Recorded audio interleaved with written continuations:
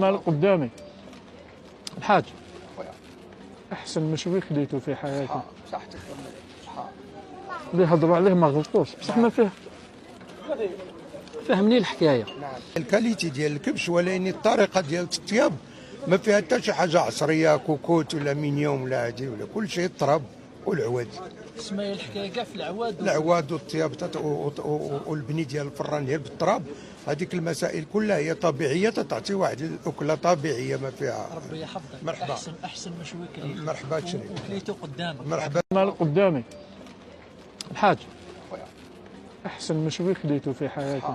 صح تكمل صح. اللي هضروا عليه ما غلطوش، بصح ما فيه فهمني الحكايه. نعم. الكاليتي ديال الكبش، ولكن الطريقه ديال الطياب ما فيها حتى شي حاجه عصريه، كوكوت ولا مينيوم ولا هادي ولا كل شيء الطرب والعواد.